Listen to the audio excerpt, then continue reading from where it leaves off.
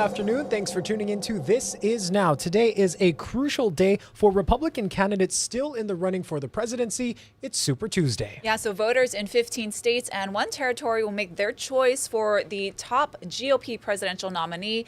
This could be the last chance for Nikki Haley to try to stop Mr. Trump's march toward the nomination. Natalie Brand has the latest.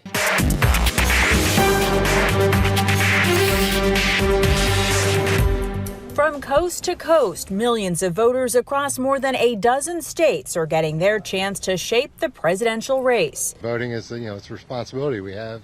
And if you don't vote, then you can't complain about, what's going on in the world because you had an opportunity to do something and you chose not to. While more than 1/3 of delegates are up for grabs today, neither former President Donald Trump or President Biden can clinch the nomination. But it could solidify a likely rematch in November. I voted for Trump, and I think that he did better in 2020 than people thought, and I think he might do better this time around as well. I'm a big supporter of Joe Biden, President Biden, and I felt it was important to cast my vote to send a message that he's our commander-in-chief and that I think he'll make a great president in the second term. The majority of primaries today are open, like here in Virginia, meaning registered voters can choose which party's primary they'd like to participate in. I'm a Democrat. I will be voting for Joe Biden in the general election, but I put in a vote for Nikki Haley today. Nikki Haley, Trump's remaining Republican challenger, hasn't revealed her plans past Super Tuesday. Supporters, including Brittany Martinez, hope she stays in the race. I say keep at it because you're a voice for people like me who don't feel supported by the current MAGA party. A recent national CBS News poll shows Trump has maintained his support among his core constituencies, while President Biden's support among some of his key groups trails what he got in 2020. Natalie Brand, CBS News, Alexandria, Virginia. Independent Senator Kyrsten Sinema of Arizona, who left the Democratic Party, has announced that she won't run for a second term. Senate Republicans recently blocked a bipartisan bill to help secure the U.S.-Mexico border and deliver military aid to Ukraine and Israel, which Sinema spent months negotiating. Sinema had hoped it would be a signature achievement addressing one of Washington's biggest challenges. She says she loves Arizona and is proud of what she delivered, but chooses, quote, civility, understanding, listening, working together to get stuff done, end quote. Her departure now clears the field for a two-person race for the seat, most likely between Representative Ruben Gallego and Carrie Lake. Back here at home, a Puna man has been arrested and charged with possession of a loaded sawed-off shotgun and rifle. It happened last week Thursday. Hawaii police say officers saw Nainoa Kaluhiva sitting in his car where they noticed the weapons that were loaded. The 32-year-old was in the parking lot at the Bayfront soccer fields in Hilo. Officers later got a search warrant and recovered both firearms and ammunition from the vehicle. In addition to being charged with possessing a loaded firearm on a public highway, Kaluhiva is also charged with additional felony weapons charges, including keeping ammunition and failing to register the weapons. His bail is set at $79,000 and his next court date is Thursday.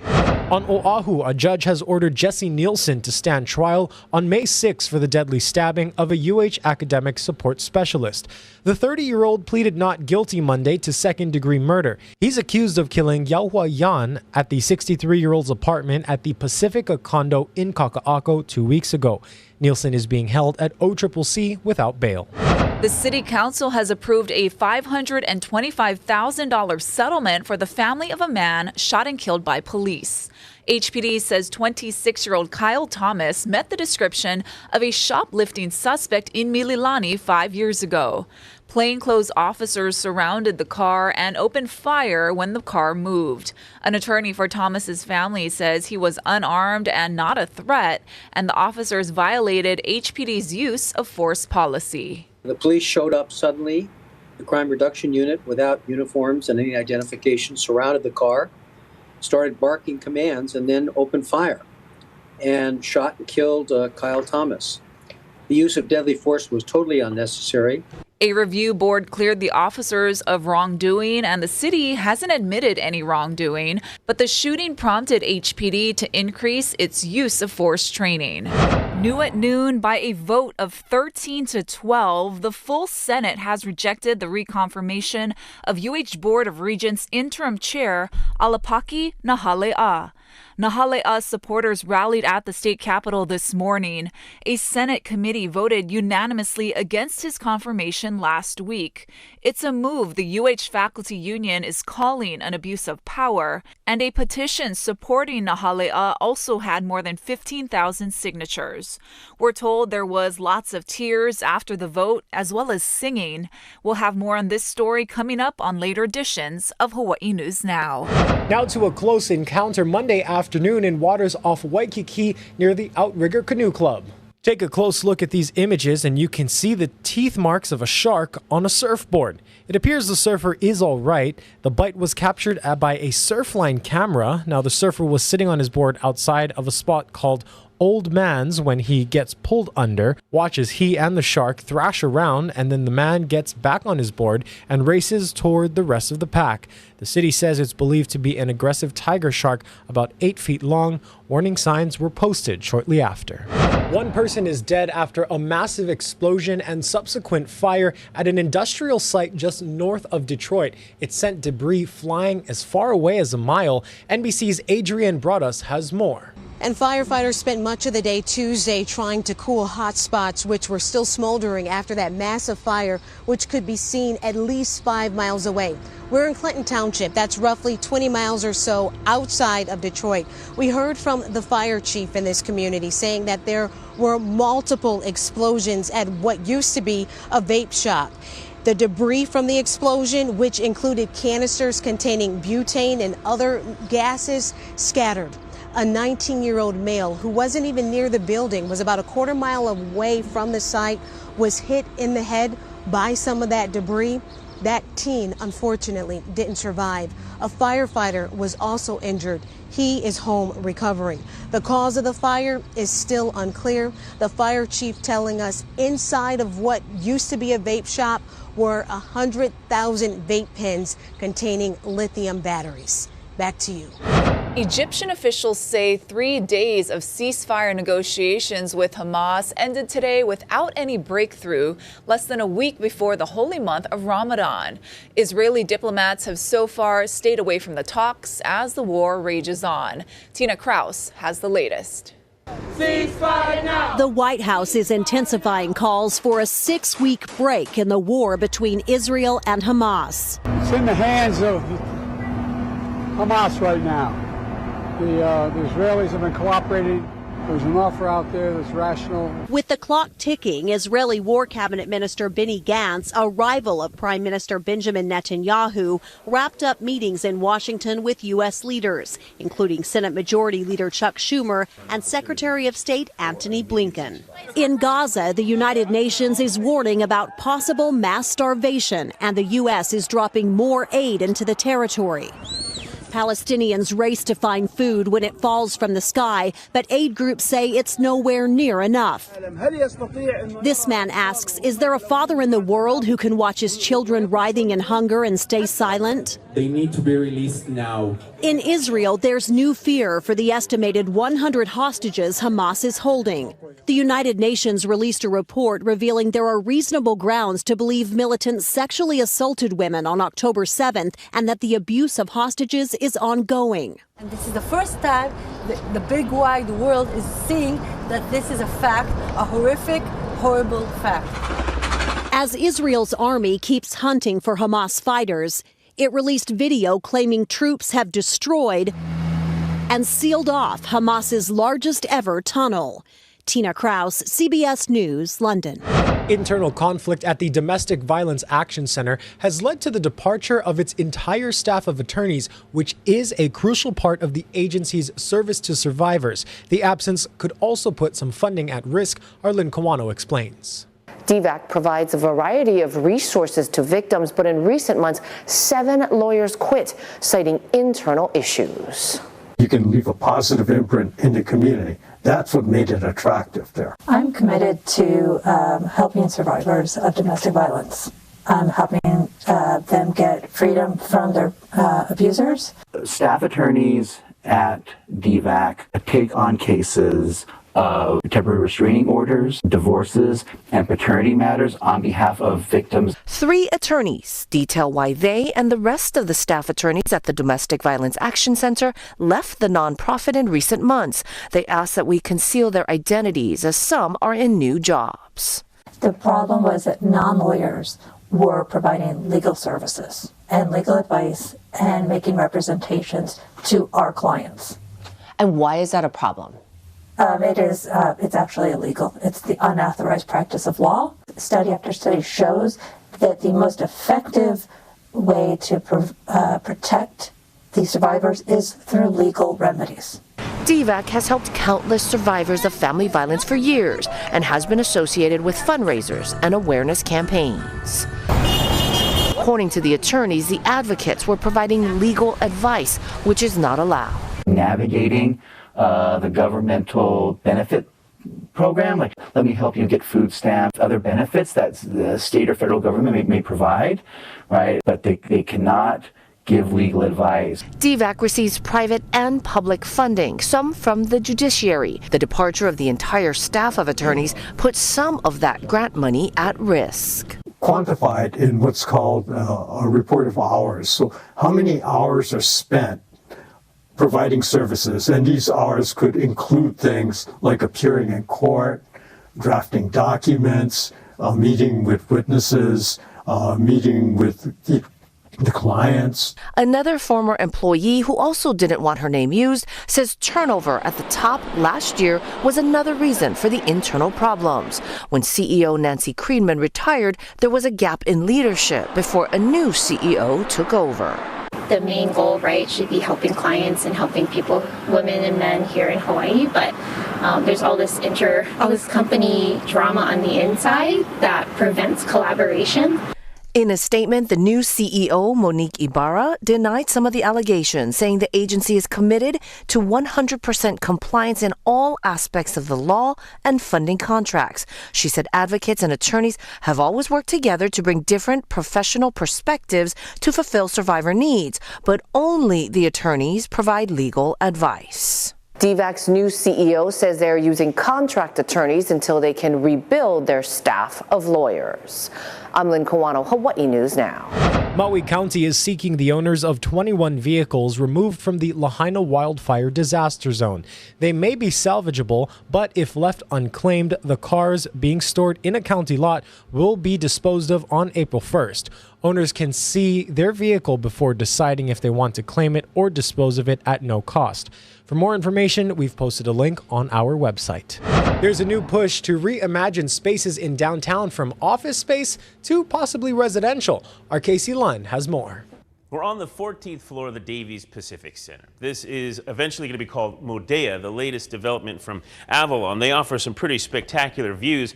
Eventually, there will be 352 condo units in this 22-story building. And converting office space into residential space is not a new concept, but we definitely saw things take off after the pandemic with hybrid work on the rise. You might be surprised, Honolulu is actually second in the nation when it comes to doing that. We actually made the top 10 list of percentage or the ratio of office conversion activity. Cleveland at the top at about 11% of their office inventory is being considered for conversion. Honolulu is at 9%. One of the latest reports from Colliers, Hawaii shows a steep decline in utilization of office space on Oahu. As a result, these office properties that are considering conversion are faced with reduced occupancy levels.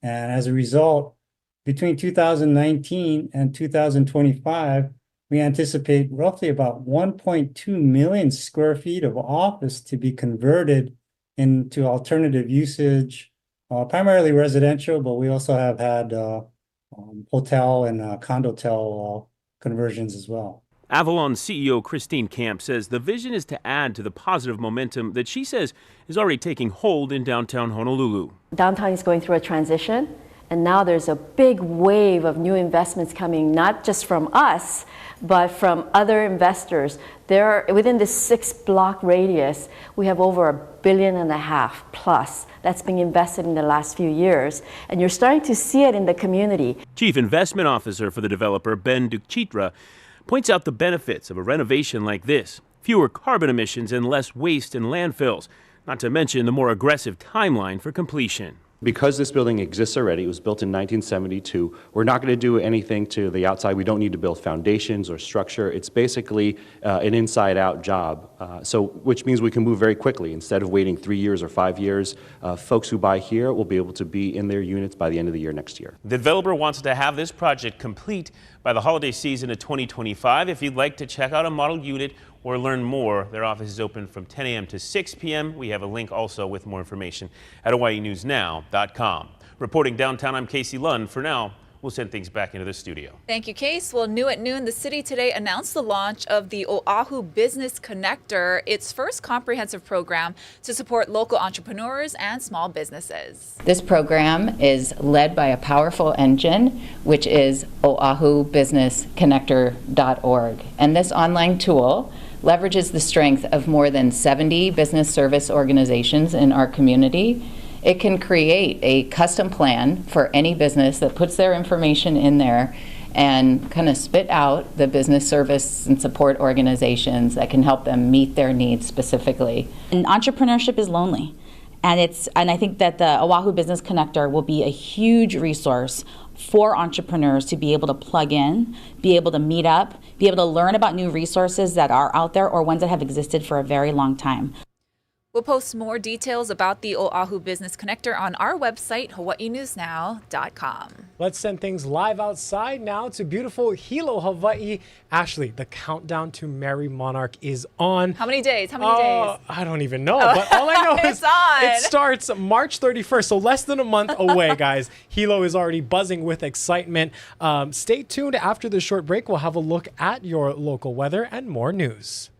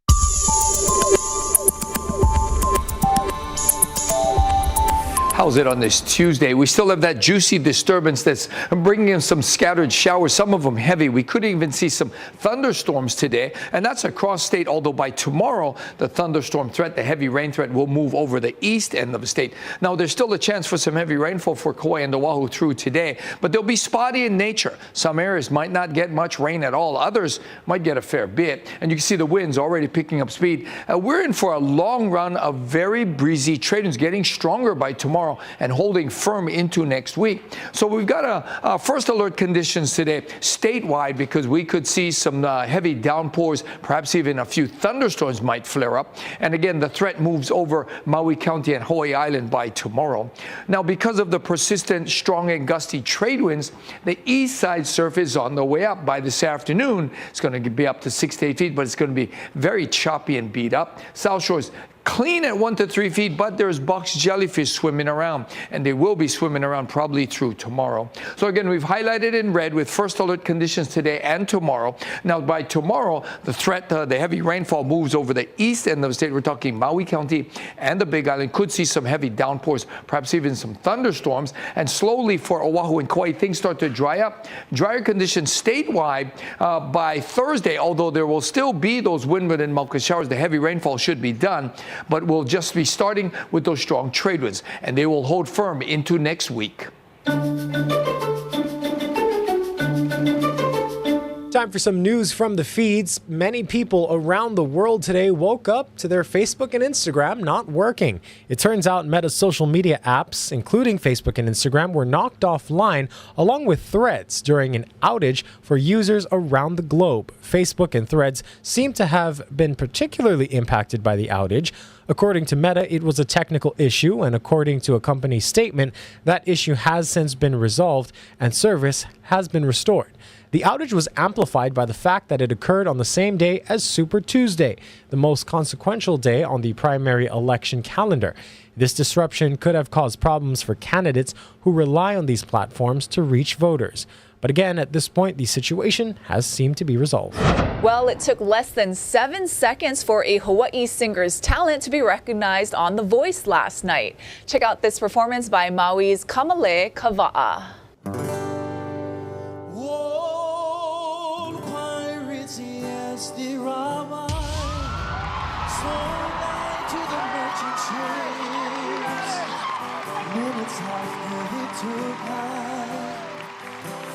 The bottomless pit, but my hands were made strong by the hands of the Almighty.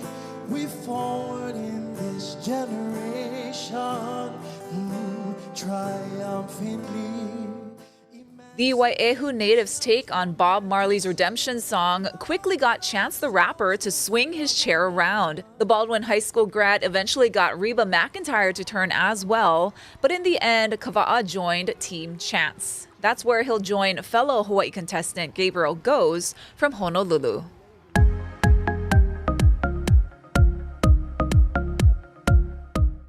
Now to some good news. The famous restaurant booth featured in the final scene of the iconic television show The Sopranos has sold at auction for a hefty price tag. An unknown bidder paid $82,600 to own this piece of television history. The scene was filmed on site at Holston's in Bloomfield, New Jersey. The restaurant owners decided to auction off the booth, including the benches, the table, and even the side wall bearing a commemorative plaque reading, "Reserved for the Soprano family," in order to fund reservations at the eatery.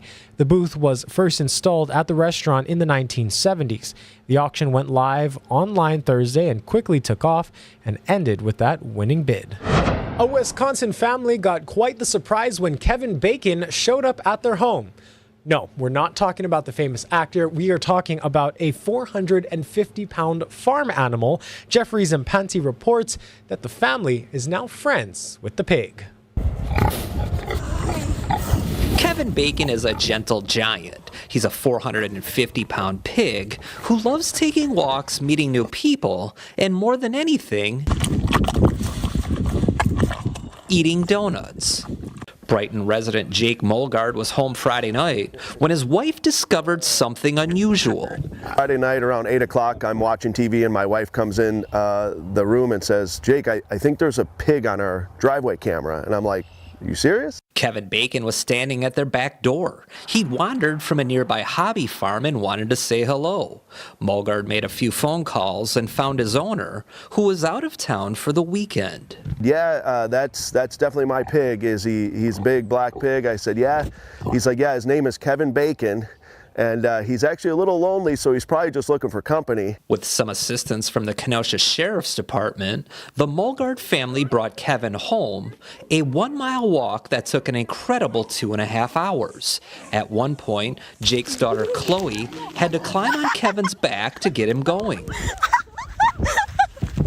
The owner said that if he stops on you can jump on his back, and he likes to run at that point. The Mulgards lured Kevin home with Oreo cookies and anything else they found in the fridge. Not only did they get him back home, they made a friend for life. They all wanted to adopt him immediately, and I said, we don't have a place to put a 450-pound pig, but yeah, they fell in love with him right away. Ashley is just losing her mind at the food that they are. How dare they feed him donuts and Oreos? That's terrible. Sounds like my diet. Let's send things live outside to Hilo once again. We kind of did the math, but not really during break. There's about 26 days left until Merry Monarch. But again, we're not very strong on the mathematics. So just know, March 31st, Merry Monarch kicks off that Sunday. Thanks for watching, everyone.